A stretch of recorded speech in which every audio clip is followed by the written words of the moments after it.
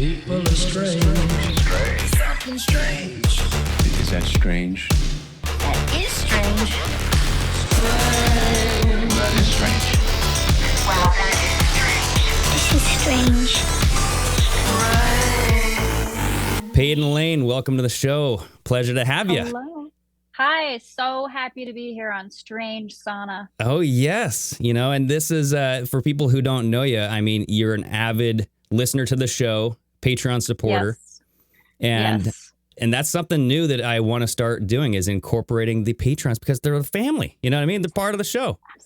Yes, absolutely. And I think it's great that you guys like interact with us and want to hear what we have to say. And like you let us send you videos because there are a lot of other podcasts that don't let us do that. So yes, 2 thumbs up for you guys. So hell yeah, thanks for joining. And I'm hoping that this is like a routine thing that I can do once or twice a month is have people come on, you know. I'm sure you'll come back on if you want to. And, you know. If I don't mess this up, invite me back. No, hey, there's no messing up. And I figure, you know, what a better way to start this out by talking about some straight up murder, you know? The strangest, which is why I thought this would be perfect for your show because it is so strange.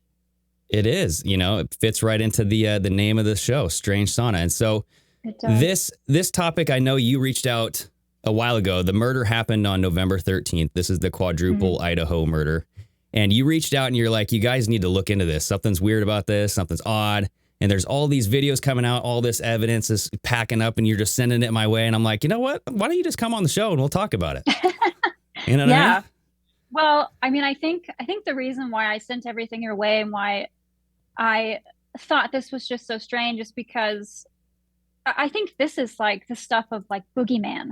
You know, this is true, like, this is monstrous and so bizarre how everything went down.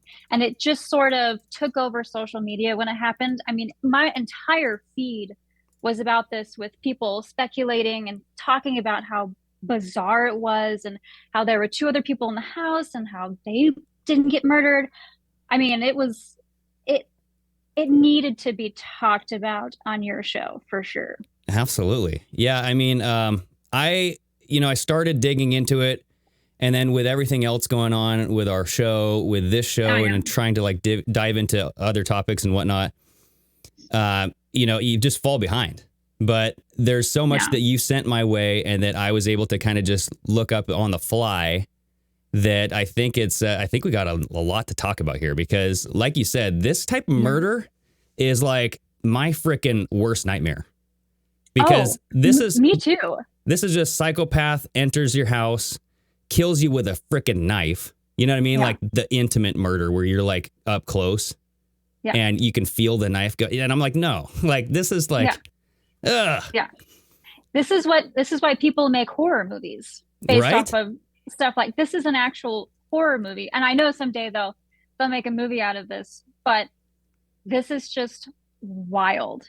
Everything about it is wild. And it's also really sad. And I think the reason so many people are so obsessed with it right now, especially on social media, is because these are young kids. I mean, these are 20, 21-year-olds. I mean, they're in their college years. They're having fun.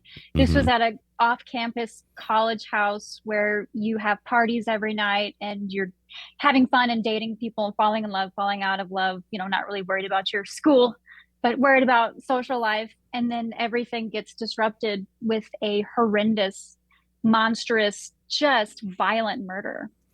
Yeah. So, I mean, there were 4 victims, like you mentioned, all in their 20s. You had Ethan, Chapin, Madison, Mogan? Mogan. Yeah, that's what how it's. Okay. And then Zana Kernodle and Kaylee Goncalves. I've heard it Zana Kernodle and Kaylee Gonzalez. Oh, so like there we go. The C is like a Z, and it's like, why didn't you just put a Z in there? But whatever, you gotta make it fancy. Well, so that's how I've heard it. Okay, yeah, no, I'll take your word for it. You know I don't speak Spanish. In English, please. And then our suspect is the creep of all creeps. This guy, so, okay, it doesn't help his cause that he looks like he works in like an underground torture chamber. You know what I mean? Oh, yeah. Well, there's a bunch of stuff going around that he looks just like Ted Bundy. If you put like a picture of Ted Bundy and him like side by side, they both have those eyes where you can see the white like all around underneath the eye, on top of the eye. They just, everything's sunken in, like they look like Skeletor. There's a lot of actually similarities to Bryan and Ted Bundy, which is something we can also, I mean, again, there's so much to talk about. Well, yeah. So apparently Bryan Kohberger, we called him Killburger on the show. Killburger. Oh, I like that. He is a PhD student studying criminology, out of all things. You know what I mean? I know. And he lived 8 miles from the murder scene. So he was going to school on the Washington Pullman campus, University of Washington Pullman, right? Yeah. So he was close. He was close to, I think he was only about 15 minutes or 10 minutes away from, where the murders were. Cool. Well, in Idaho. That's, it's obvious that, he was close enough to do it. So I just don't know what the motive is. There's a lot of questions up in the air. But do you want to start out by just like either watching a video, or do you want to talk about what you got as far as how did this whole thing start? So let's start at the very beginning. So how it kind of all started and all the speculating that went on, sort of the beginning of November 13th and on. So the crazy thing is that allegedly this murder happened from either 3 to 4 a.m. in the morning, which now we know it was at 4 a.m. But the 911 call was not made until noon the next day. That's bizarre. That was the number one thing. Everyone was like, why would that happen? There were 6 people in the house. It's a 3-tiered house. It's kind of like sitting on a hill.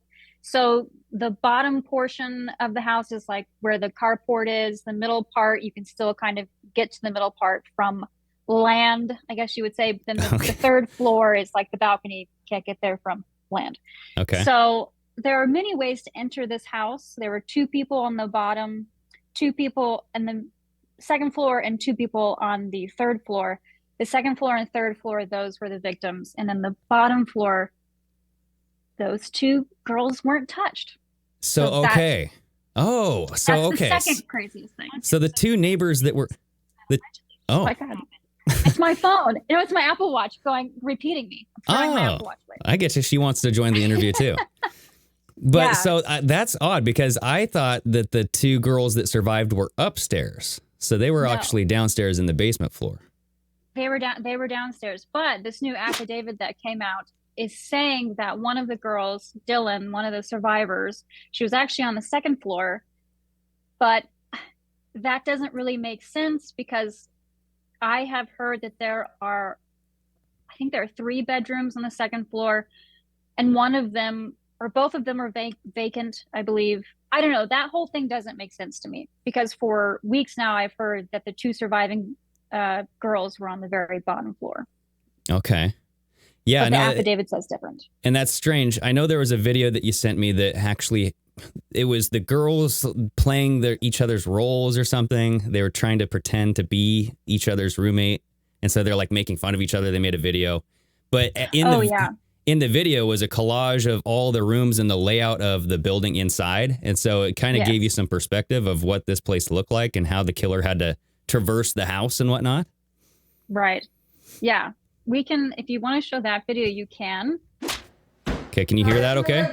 Okay. So that's the second floor. Whoa, here, I'm gonna just mute it. Yeah. Turn that down.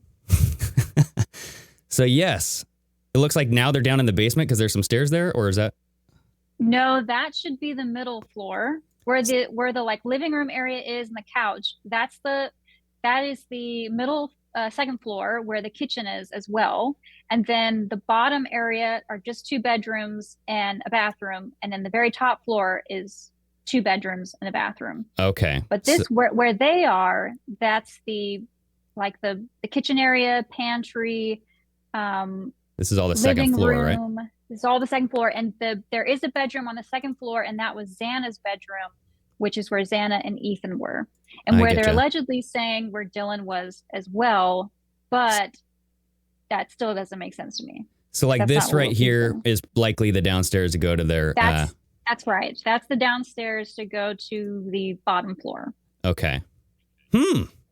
And what's so creepy is this whole back area where all those lights are, there's tons of pictures of college kids who have been in that house and have taken pictures next to those lights. Oh, so boy. if you can just imagine how hard it was to grab DNA from the, murder, because there's so much DNA in that house. That's a great point. Insane amount. Oh, here they go. So they're going down the stairs. Right. So that video was enlightening to me because I'm like, okay, now I'm getting the layout of the house, but dang it, to your point, what the hell was that? What like the roommate, what was she doing upstairs?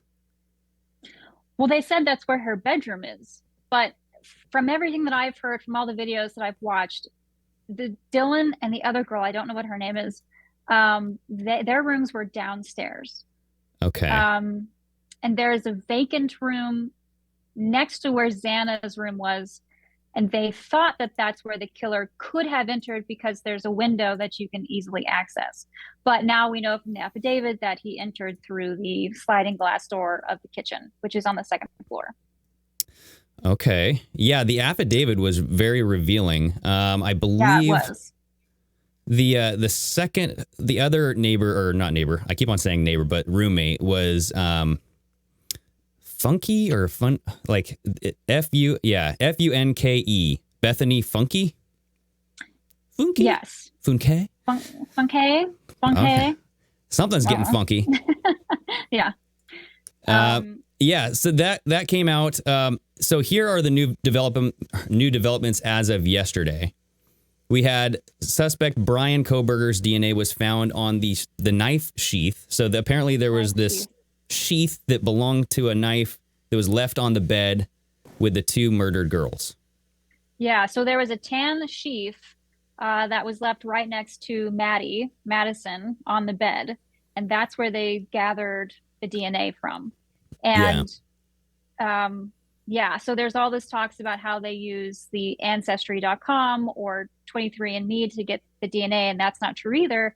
Now we know that they actually went into his parents' garbage, acted as like trashmen, went into their garbage and looked for DNA and found his father's DNA, and it was just enough of a match that's how they were able to say, okay, he was there at the crime scene.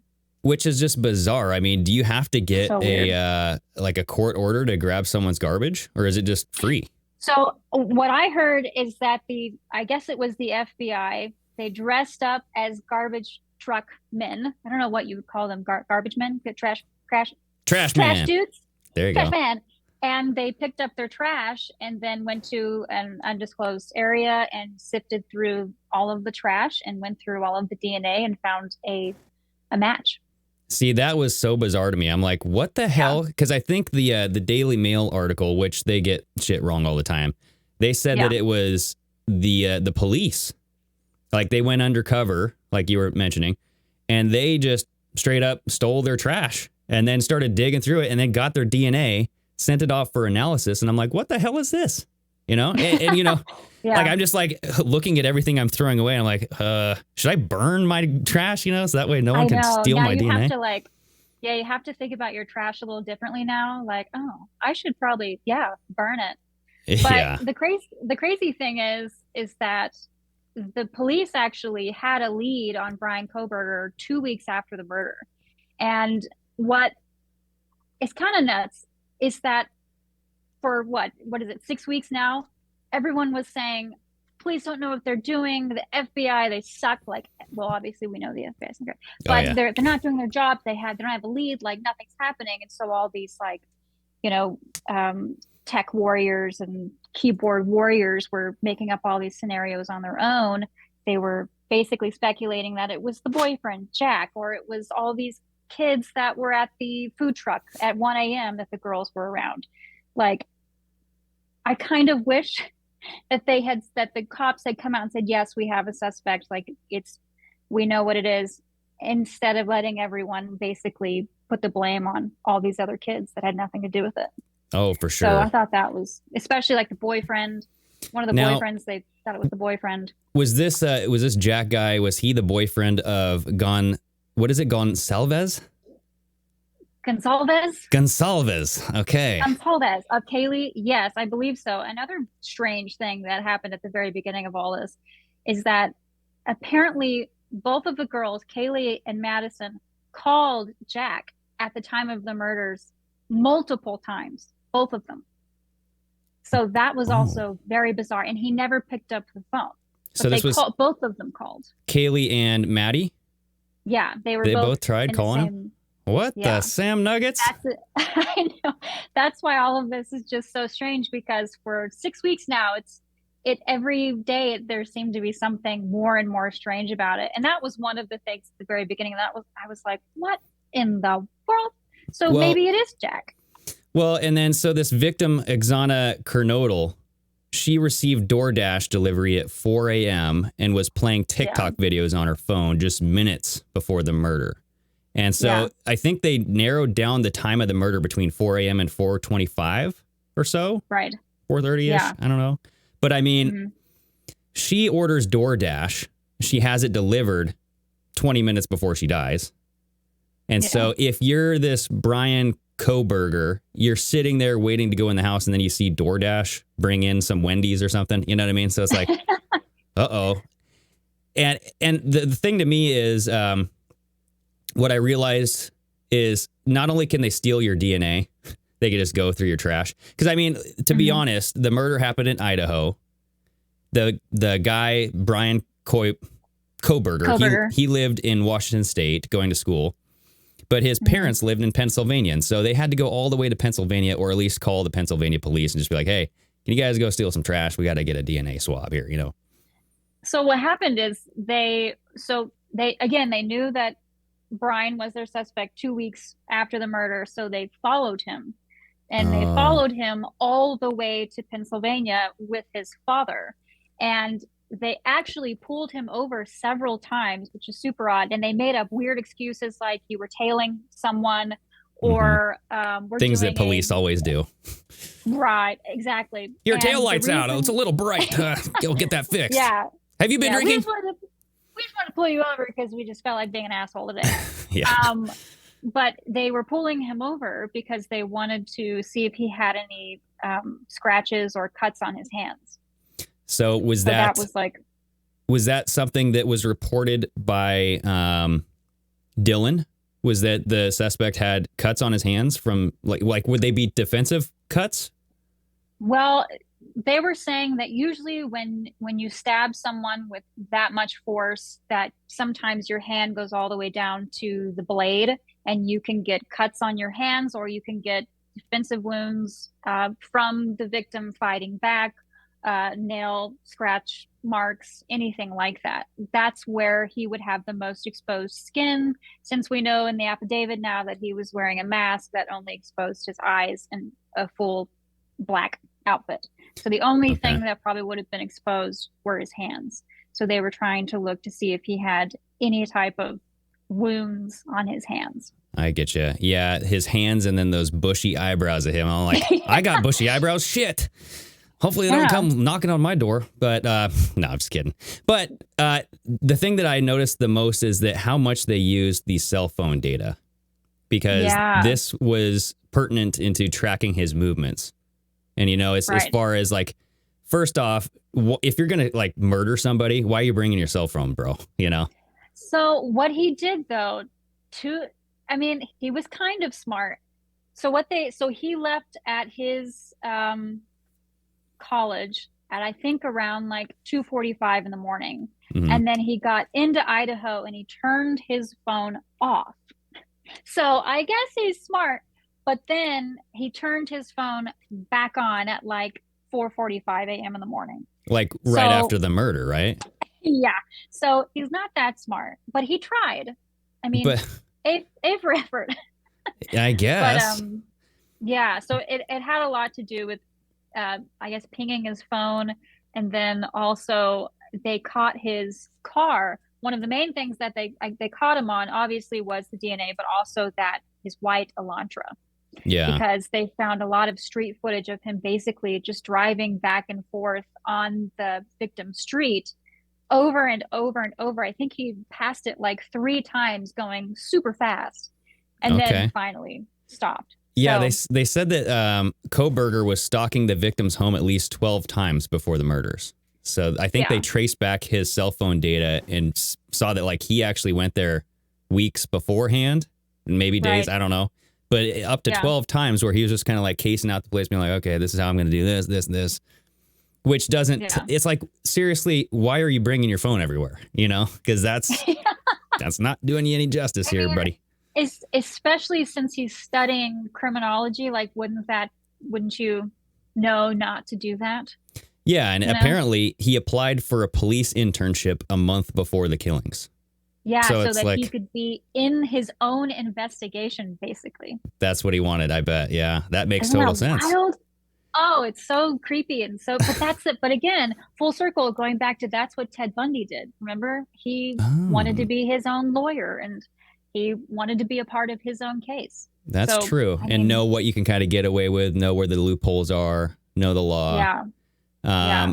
Yeah, and then apparently Kohberger's sister starred in a slasher movie. Did you hear this?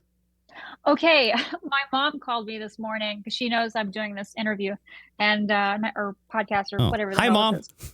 I know. Yes, say hi to my mom. And she was like, okay, I have something weird that I found out this morning. And she's like, did you know that his sister was like starred in a horror film? And I was like, did not hear that. Yes. So, I've learned that a group of forestry students are planning to go up the mountain and cut trees. What is it? Cabin down there? Maybe they have a phone. No one has a phone out here, you jackass. It's just a hunter's cabin. Season hasn't even started yet. There won't be anybody there.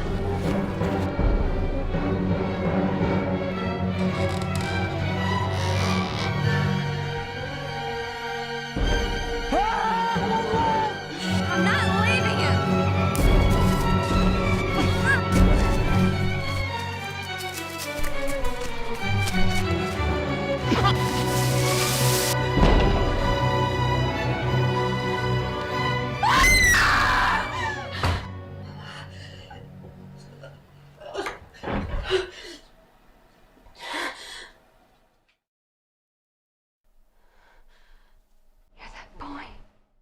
I didn't look into it. I don't recall what the actual name of the movie was, but yeah, she was a victim, I believe, in the movie, and she looks just like the freaking guy. She looks just like her brother. So I'm like, ooh. Oh. Now we got two creepers down in that torture dungeon. But yeah.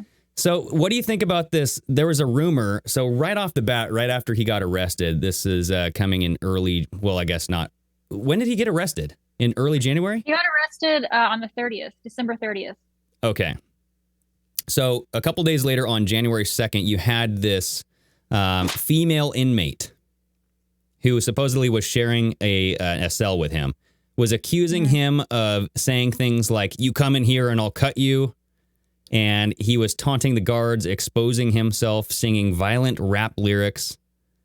And she was she was throwing out these. Now, I don't think she was necessarily telling the truth. Okay, I'm just going to say she's an inmate for one. She doesn't seem like the most reliable source. He's singing songs that are violent. Like what? What songs? Like you know, okay, so like I'm gonna cut you up. There's one called Bad Bunny. Bad Bunny, I'm gonna cut you up, motherfucker. You know this. I'm gonna pee on you and I'll pee on your face. So that's usually by Bad Bunny or Snoop Dogg. He said, you know, do what you want with me. I don't give a motherfucker. You ain't gonna do nothing to me because I'm gonna cut all of you up. Those were the words, and he just kept repeating songs that were very violent. And then pulling his shirt up and his pants down. Exposing himself or just his underwear? No, exposing everything, his top and bottom. His like genitalia? Yes. Right. I actually have never heard that. I've heard the exact opposite. I've heard that he's very quiet. He says, yes, ma'am, yes, sir. He's very polite to everyone. And I think someone actually asked him, someone in, maybe it was his jail cell mate, I don't know, but they asked him, you know, why did you do it? And he goes, I didn't do anything. Oh. And that's the only thing that I have heard that he said in jail. So yeah. I don't know where But who knows? For sure. No, and that's why I thought that this was suspicious, because like when it first all came out and first started happening, he was this monster, like foaming at the mouth, exposing his genitals to guards and stuff, being like, come and get it, like I'll cut you. Yeah. But then it's then I've heard nothing but just he's silent, poised, just going with the flow, just like, okay, let's get this done. So it's very strange. He thinks he's going to be exonerated. Like he really think he's going to plead not guilty. He says he's completely innocent and didn't do anything. And his attorneys right now are really trying to make a case. I don't know what kind of case they can make because they have pretty good DNA evidence and they have a lot of street footage with his vehicle. So I don't know what they're thinking, but it'll be interesting because it's definitely going to be it's going to be interesting. Well, to your point, though, that house had a lot of DNA in it. I mean, not calling the girls hoes, but I'm just saying, like, there was a lot of DNA, Well, from what I heard is that was the main party house for the fraternities and the sororities in that area. Wow. So I think it was called like Greek Row or something like that. And that's where, after all of the balls or after going to the taverns or anything like that, they would all congregate back at that house. It's a really big house. It's quite amazing how big that house is. So there's so many pictures of just young kids sitting on that couch, taking pictures in front of those lights, in the kitchen, in the bedrooms. So the reason why I thought it was taking the police so long to get a suspect is because there's just so much DNA in that house. But now we know that there was a knife sheath, and that's where the DNA was. So I'm wondering, like, what was on that sheath? Because they said it was specifically on the button, like that snaps it shut. Yeah, the snap of the button is where they found the DNA. So did he have like a bloody hangnail or something that just got on there? I don't know. Or that's why I'm thinking he was cut and he got some of his own blood on that sheath. And so that's why I think the police were maybe looking for any type of injuries on his hands when they were stopping him for all those traffic stops. Okay. So now and we have footage of those traffic stops, and you can kind of see Bryan's demeanor in the footage where he's being stopped. He's very polite. He's very confused as to why he's being pulled over, and there's really nothing on his hands. I mean, you can't really see anything. Well, nonetheless, did you see how he was looking at his dad? Like, don't say anything, bitch. You know what I mean? Like, keep your mouth shut about this. Come on. And I'm like, what? That's how his eyes are, though. He just darts.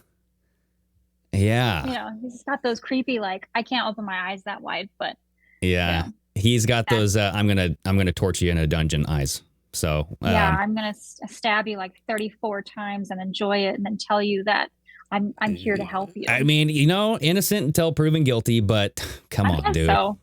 Come on, dude. You can't look like that. Yeah. No, I'm just kidding. You can't look like that and be innocent. Yeah, come on now. Come on now. So the Hyundai Elantra, or no, what was this? Yes, Hyundai Elantra. Yeah, it's a white Hyundai Elantra. Okay, and it was seen on 2011. It was seen on surveillance footage like around the neighborhood, right? Yeah.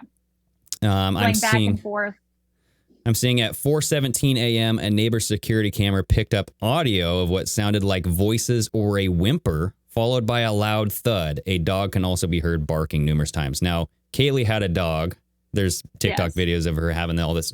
That's the dog that she shared with her boyfriend, right? Mm-hmm. Even though they split up, they still have this dog. Yeah. Oh, yeah.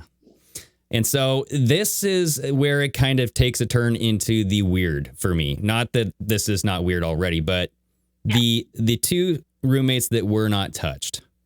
Now, that was the most revealing things. And from this affidavit, we did a little episode on Pardon My American about this. But it's just strange that the affidavit revealed that Dylan Mortensen, she confronted the murderer. He was, as you described, wearing a mask, nothing to reveal but his bushy eyebrows, and he was all dressed in black. He walks by her, does not do anything to her. She lets him walk away. she just stands there, goes back into her room out of fear, and then she doesn't call 911 until 6 hours later, right? Or 8 hours later ish. I don't know. Right. Yeah. So I mean, yeah, I've seen several videos on TikTok about this, of a lot of people saying, you know, just stop attacking her. You don't know what you would have done in that situation. Maybe he didn't see her. So I want to talk more about Dylan and her seeing the killer, because I think that the stuff that people are saying is insane, but it makes a lot of sense to me. So this is standing in the living room, and down this hallway is Xana's bedroom. So this is where Dylan heard the noise coming from, and clearly you can see that from Dylan's bedroom, you can't see down here. This room is way off to the side. So back in the living room where he would have had to go this way by her room. So her room is right, not here, that's the living room. He would have come from that way. It's right here. So he would have had to swing a very sharp turn to go back toward this sliding door. So with the adrenaline he has, because this was such a quick incident, he probably didn't see her. You know, maybe she went in her room and she fainted. You know, we just don't know the circumstances. I mean, and also, again, this is a college house where people are coming in and out of that house all the time. Mm-hmm. And, you know, kids are kids. Well, they're not kids, but teenagers are teenagers. And who knows, you know, maybe she thought Kaylee had guys spend the night with her, or, you know, Ethan had a friend over and it was cold outside. And so he had a ski mask on. Like, you just never know. It is super odd. I think the oddest part of it, though, is that there were two people in the house when this whole thing was happening, that they didn't hear any screams. I guess she said she heard a little bit of crying. That's about it. Why the dog didn't bark, like why the other roommate didn't come out and look, like, yeah, where was the other roommate? Where was the other roommate when this happened? I will say I do feel really sorry for those two girls, because they must have like insane amount of survivor's guilt. You know? Yeah, or they were in on it, because listen to this. I mean, if you're in on this, I mean, how far is the drive from not Pullman, but was it in Pullman? Yeah. Pullman, Washington to Moscow, Idaho. Oh. So if you're Bryan, yeah, it's 10 miles. It's 10 miles. 10 miles. Okay. So it's not, it would not take him over an hour to get there. Like it would, no. How far is it? This is like, I think they said it's like a 15-minute drive. Oh, okay. I was thinking like this was like an 8-hour drive or something. And I'm like, wait a second. Did they give him enough time? No, he's right down the road from them. Apparently he's been, you know, again, going to their house several nights, surveilling the area. And I think even, you know, probably stalking the girls a little bit. I think my speculation is that he was stalking Kaylee the most, because she was the one at the very, very beginning that said she did have a stalker. So, and her dad, Kaylee's dad, came out and said that Bryan and Kaylee had a prior relationship, not like getting together, but they knew each other. Yes, they exchanged text messages. So they had like a flirty correspondence via text. And I guess she probably ghosted him or got back with Jack, or, you know, he was probably creepy. And she was just like, I don't want to deal with this, and stopped replying. Yeah, no, I get you. I mean, yeah, so as far as like what the extent of their relationship was, the dad said that he could not reveal anything because it was still under investigation. But okay. I mean, to me, it's just like, okay, well, wait a second. These people knew each other? That's okay. Yeah. Now you're kind of, we can look at some motives there, at least. But going back to like this kind of timeline here with the two roommates. So this was according to Dylan Mortensen. She, you know, after that 4:17 a.m., she heard the dog barking and then that loud thud. She said a short time after, Mortensen, who was in her second floor bedroom, heard I'm going to screw this up. Gonsalves say that there's someone here. And it says that Mortensen looked out of her bedroom door but did not see anything. So she heard Gonsalves say, "There's someone here," which makes it sound like there wasn't supposed to be somebody there. You know, yeah, this is a frat house. This is, you know, people going in and out. But this seemed to be kind of like a startled, like, "Hey, there's someone here. Who is it?" You know? Yeah. And what do you think there? What do you think? Well, I mean, I think if she thought something was really wrong, and if she heard her roommate, who's supposedly one of her really good friends, say, "I think someone's here," don't you think she would have been like, "Who is it?" You know? Yeah. "What's going on? What are you doing?" I don't know. I feel like that's what I would do if one of my roommates, really good friends, was like, "I think there's someone here." I'd be like, "All right, let me at him. Let's go." Oh, yeah? You know, like, I'd be like, "Come here, bitch. You creepy looking effer." No. Yeah, exactly. But then, so she said that she looked out of her room a second time shortly after when she heard what she thought was crying coming from Kernodle's room, which was also on the second floor. Mm-hmm. And now, where were the girls found? Were they found on the second floor, or were they upstairs on the third floor? So the Kaylee and Maddie were found on the third floor, both in bed together. And then Xana and Ethan were found on the second floor. Ethan was apparently on the outside laying on the floor, and Xana was in her bedroom laying on the floor. So Ethan was actually out in the living room when you opened the bedroom door. He was in the hallway, like in the hallway heading into the living room. So kind of like on the outside of the room. So that makes me think that like he heard something and went out to see what it was.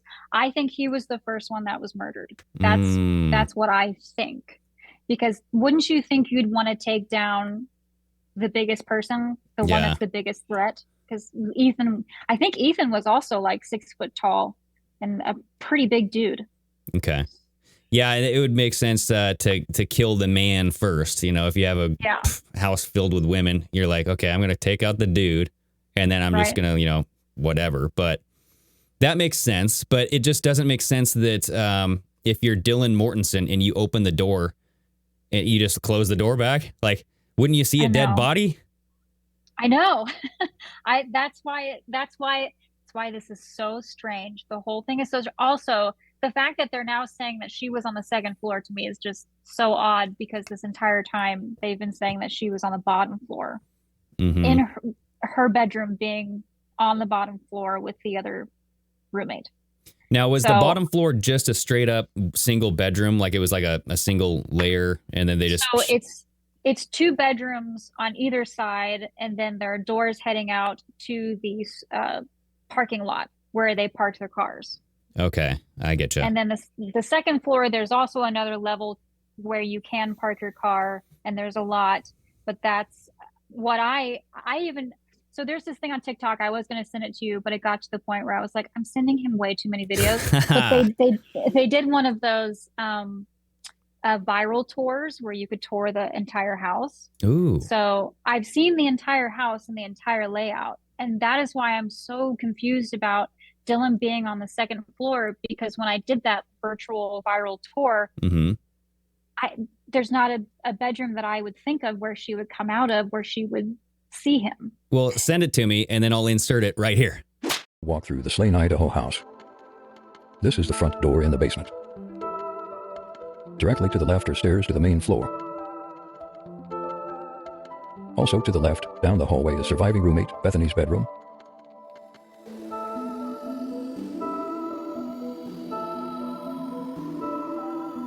With a window to the view of the front parking area and stair composition to the main floor. Back in the basement hallway to the right of the front door is surviving roommate Dylan's room. Another view to the front of the house and main parking area. Electrical panel, I assume. Let's go upstairs to the main second level. Xana's room down this hallway. Window to the front of the house.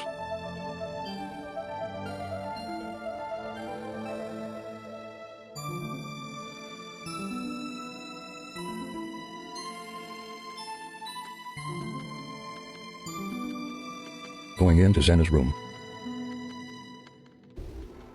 There is a bathroom right outside of the room on the right, and a window to the front of the house.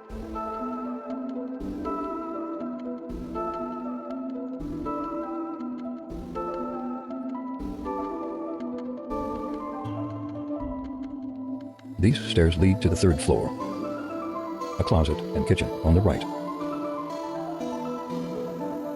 Now we are in the kitchen. This window would look out of the side of the house, and the suspecting sliding door for entry and or exit. Another window to the back of the house.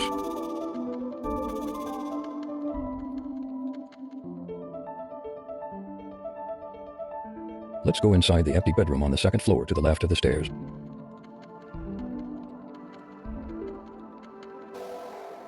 This room only has a rear view window of the house.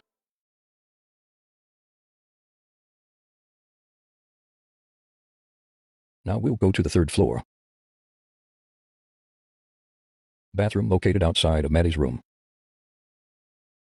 Inside of Maddie's room to the right of the staircase, she has one window to the rear of the house.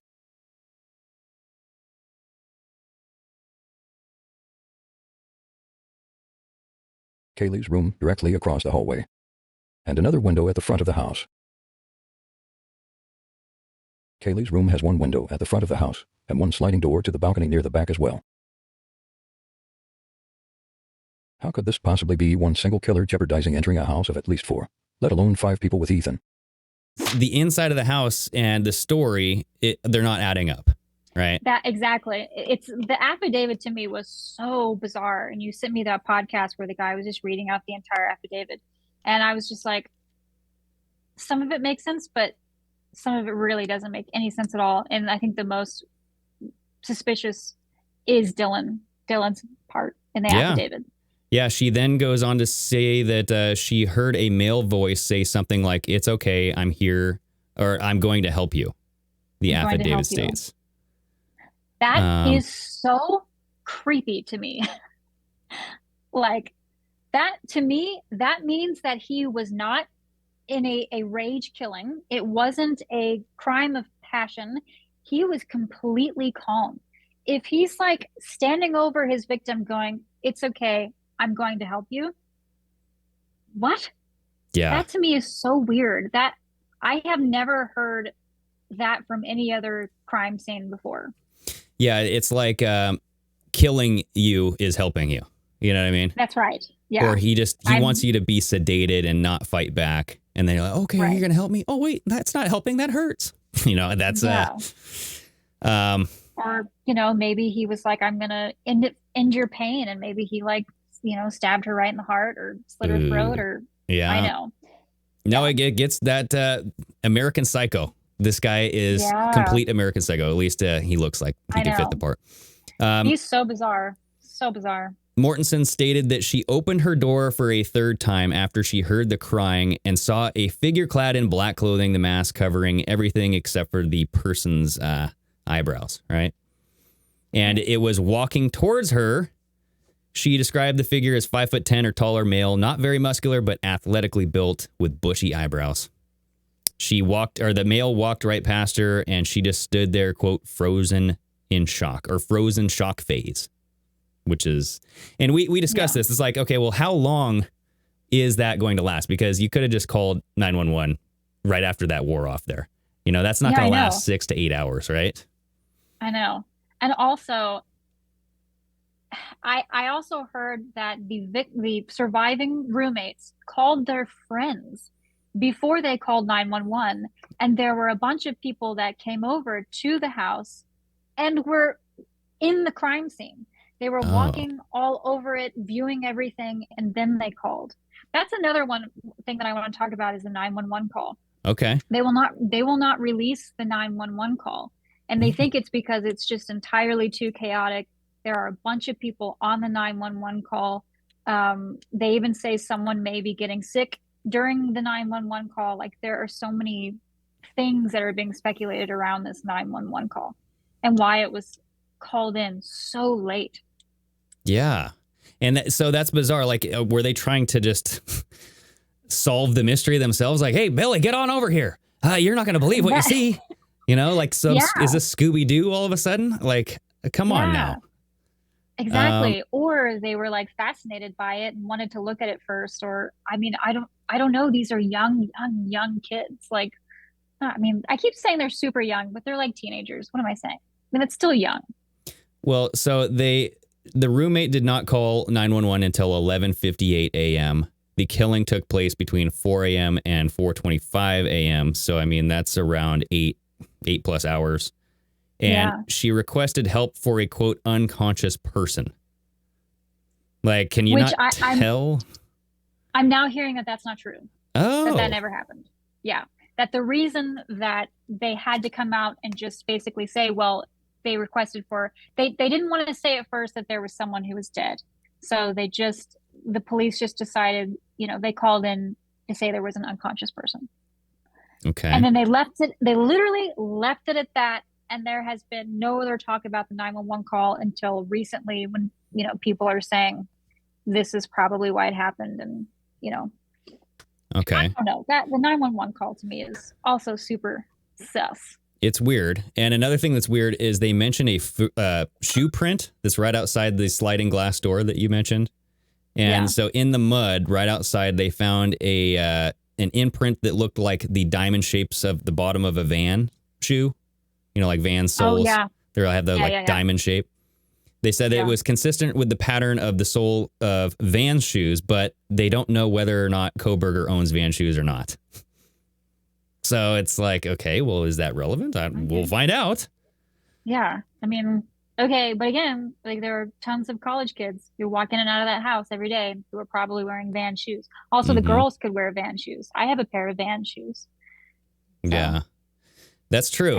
I mean, Vans are unisex, like across the board, pretty much. Yeah. So and then the one thing left is we don't know where the murder weapon is, right?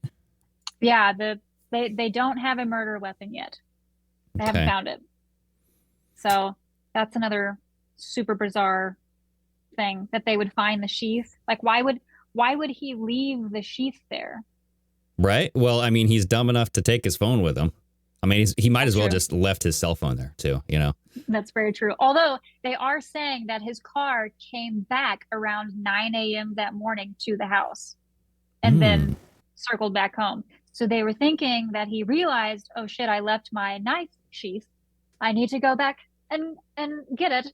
And then he was like, it's too light outside. Like, I'm not going to do that.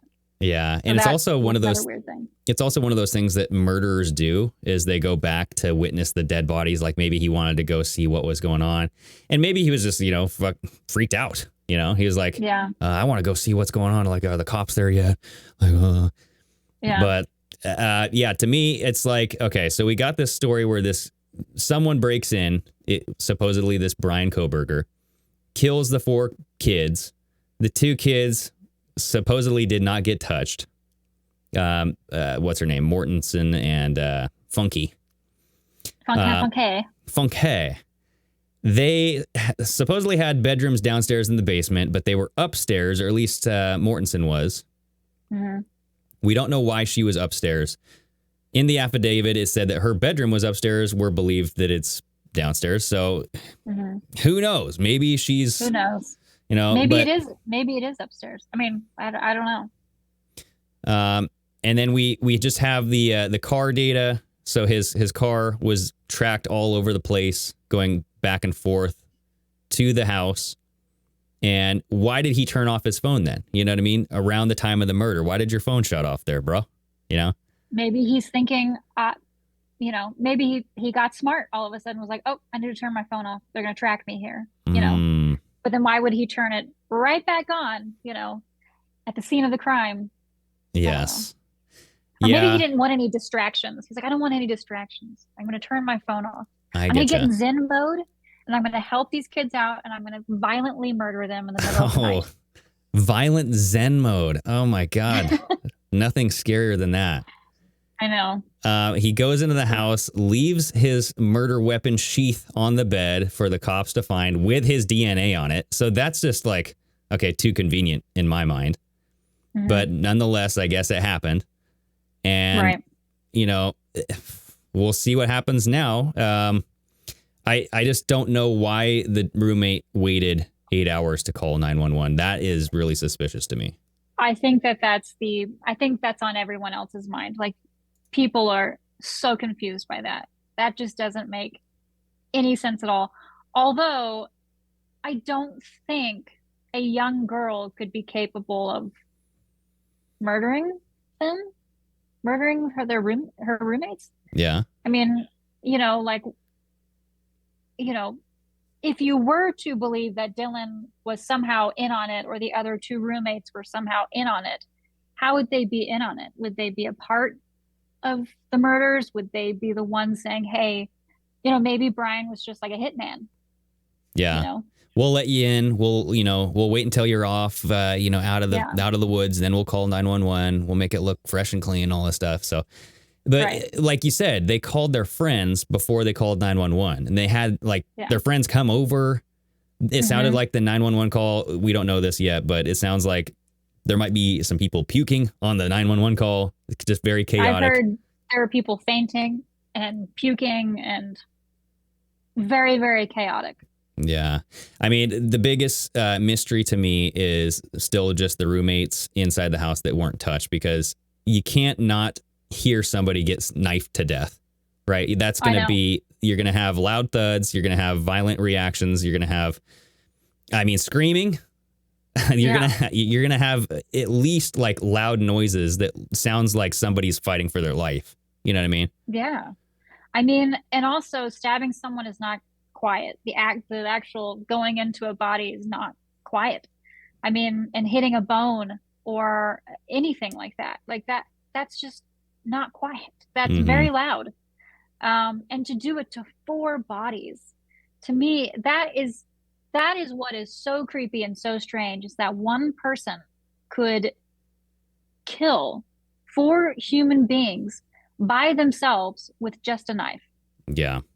I know it's possible, but when have we ever seen that before? Has this ever happened before?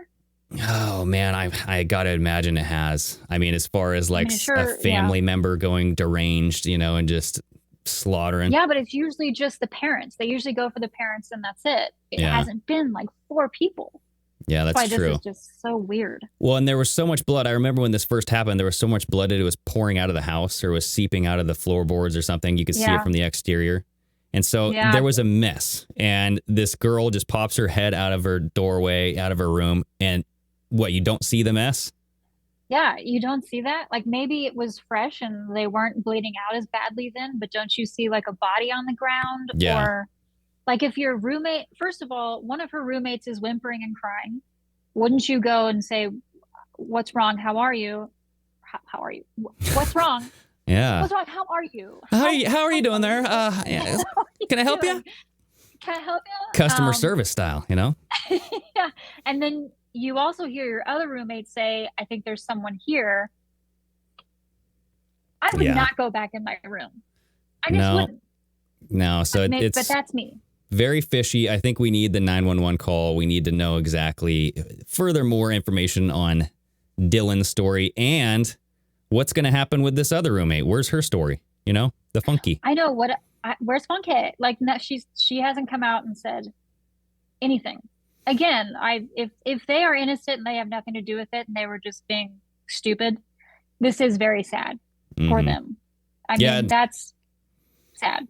It's sad nonetheless. You had 4 young kids die, and there's a murderer. Hopefully he got caught, but we'll see. There's things that are just too convenient for me. And then there's also just things that don't add up.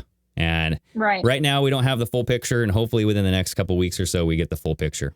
So I hope so. And then maybe we can have you back on to recap it. Hey, would love that. Hell yeah. Well, thanks, Paydin, for joining me. This was really fun. Before I let you go, where can people find you? You can find me on my Instagram at Paydin_Layne. And because then all my information is on my Instagram. So find me on my Instagram. Okay. Right on. Will do. And then, thanks again for joining me. And then everybody else, thanks so much for listening to the show, supporting the show, and everything you guys do. We appreciate it so much. And until next time, Sayonara. Peace. Well, hello there, audio listeners. Greg here. I hope you enjoy this free Strange Sauna. Strange Sauna is a side program that I'm doing on the side here, still connected to the Pardon My American broadcast. If you like the content in this segment and you want to hear more, go check out the full episodes only on Patreon at patreon.com/pardonmyamerican. Okay, sayonara.